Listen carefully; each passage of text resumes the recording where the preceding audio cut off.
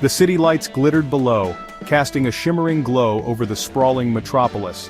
It was a night like any other, or so it seemed. A lone figure rappelled down a skyscraper, moving with the grace and precision of a seasoned acrobat. This was no ordinary descent, it was a mission. This was Shadow, the most wanted thief in the city. His name was whispered in hushed tones, a legend among criminals and law enforcement alike. His target, the Paragon Diamond, locked away in a vault guarded by lasers and motion sensors. It was said to be the most secure vault in the world, but Shadow had never met a challenge he couldn't overcome.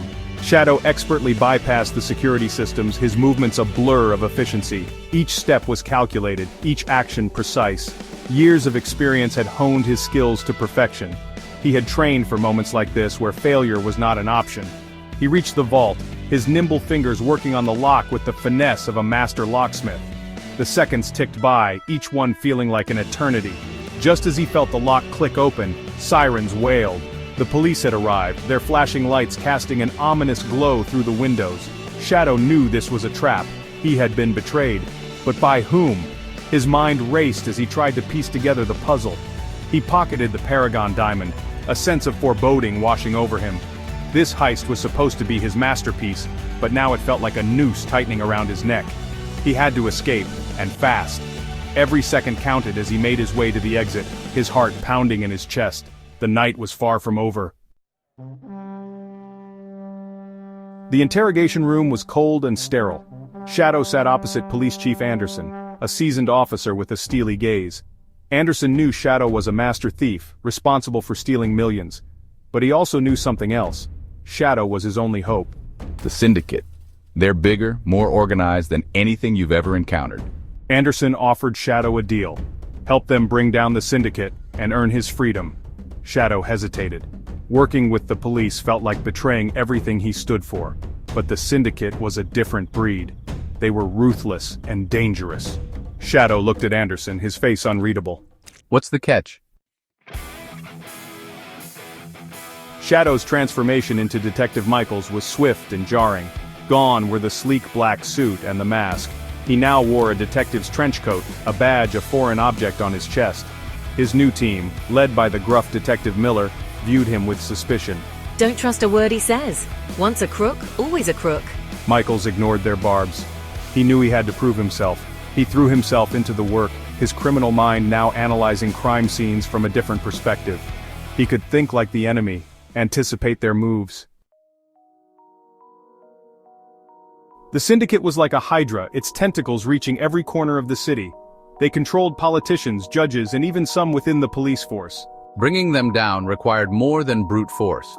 We needed a plan, a way to strike at the heart of the organization. He began by mapping out the Syndicate's network, using his knowledge of the criminal underworld, exploiting old contacts and gathering information. He discovered their headquarters, a heavily fortified skyscraper known as the Viper's Nest. The leader, a mysterious figure known only as Viper, remained an enigma. The Syndicate soon became aware of Michael's involvement with the police. They retaliated, targeting his former accomplices, sending a clear message: stay away or face the consequences. I felt responsible. I had brought this danger into their lives. It was time to change tactics. No more playing by the book. I needed to fight fire with fire. He convinced Chief Anderson to grant him more autonomy. He needed to operate outside the system, to think like the criminal he once was. All right, Michaels, you've got your autonomy. Just make sure you bring them down. The plan was audacious, bordering on insane. It was the kind of scheme that only the most desperate or the most daring would even consider. But desperate times called for desperate measures, and this was our only shot at taking down the Syndicate. Michaels intended to infiltrate the Viper's Nest, using his skills to steal the Syndicate's ledger, a detailed record of their illegal activities. Disguised as a cleaner, he would blend in, unnoticed, in the high-security area. It was a suicide mission, but the only way to expose them and bring them down. The risks were enormous, but the potential reward was even greater. The Syndicate had to be stopped, no matter the cost. I assembled a small team, the few officers who had begun to trust me.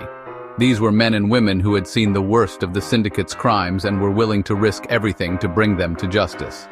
We infiltrated the skyscraper, each step fraught with danger. The building was a fortress designed to keep people out, or in. Every corner we turned, every stair we climbed, we knew we were one step closer to either success or disaster. My heart pounded in my chest. The tension was palpable, and the air seemed to grow thicker with each passing second. We were deep in enemy territory, and there was no turning back. Years of experience had taught me to stay calm under pressure, but the stakes had never been higher. This was unlike any operation I had ever been a part of. The lives of my team and the fate of our mission hung in the balance. They moved cautiously, every step calculated, knowing that one wrong move could mean the end. The corridors were dimly lit, adding to the sense of foreboding. Each creak of the floorboards, each distant sound, set their nerves on edge. They had to remain focused, for there was no room for error. The final confrontation took place in Viper's penthouse office. The room was opulent, adorned with lavish furnishings and expensive artwork, a stark contrast to the grime of the city below. The city, with its dark alleys and shadowy figures, seemed a world away from this luxurious sanctuary. The penthouse, with its floor-to-ceiling windows, offered a panoramic view of the sprawling metropolis. The contrast between the opulence of the room and the squalor of the city was striking, a visual representation of the divide between the powerful and the powerless. Viper, a tall, imposing figure, stood by the window, his back to Michael's. His silhouette was framed by the city lights, giving him an almost mythical presence. The tension in the room was palpable, a silent battle of wills before any words were spoken. Michaels, determined and resolute, approached Viper with measured steps. The detective's heart pounded in his chest, each beat echoing the gravity of the moment. This was the culmination of months of investigation, a chance to bring justice to a city plagued by corruption. You've caused quite a stir, Michaels. But it ends here. Viper's voice was cold and menacing, a stark reminder of the danger that loomed. A tense standoff ensued, a battle of wits and skill. Each move was calculated, each word a potential weapon. The air was thick with anticipation as both men knew that only one would emerge victorious. The room seemed to shrink around them, the opulence fading into the background as the intensity of their confrontation took center stage. It was a duel of minds, a strategic battle where every decision could mean the difference between life and death. In the end, it was Michael's quick thinking and unorthodox tactics that prevailed. He had anticipated Viper's moves, countering them with a precision that left no room for error. The detective's resourcefulness and determination shone through, turning the tide in his favor. He apprehended Viper, the ledger clutched tightly in his hand. This ledger, filled with incriminating evidence, was the key to dismantling the syndicate. It was a symbol of victory, a testament to the hard-fought battle that had just been won. The arrest of Viper and the exposure of the syndicate sent shockwaves through the city. News of the takedown spread like wildfire, igniting a sense of hope among the citizens. The once untouchable criminal empire was now crumbling, its leaders brought to justice. I, a former thief, became a hero. My journey from the shadows to the light was complete. The city, once a place of despair, now looked to me as a symbol of redemption and change. I had faced my past and emerged redeemed, proving that anyone can change their path. The reflection in the mirror was no longer of a man haunted by his mistakes, but of someone who had found the strength to overcome them. I had found a new purpose, a chance to use my skills for good. The road ahead was filled with possibilities, each step a testament to the power of redemption. The city was safe for now thanks to the mastermind who chose redemption over a life of crime. The streets, once filled with fear, now echoed with a newfound sense of security. I had found a new purpose, a chance to use my skills for good. The road ahead was filled with possibilities, each step a testament to the power of redemption. The city was safe for now thanks to the mastermind who chose redemption over a life of crime. The streets, once filled with fear, now echoed with a newfound sense of security. The choice between good and evil is never easy, but it is always possible. The story of Detective John Michaels, once a shadow in the night, now a beacon of hope, reminds us all that redemption is possible, no matter the past. And so the story of Detective John Michaels, once a shadow in the night, now a beacon of hope, continues to inspire. His journey from darkness to light is a testament to the power of change and the resilience of the human spirit.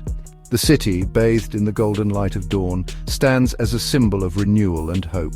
Each sunrise brings with it the promise of a new beginning, a chance to write a new chapter.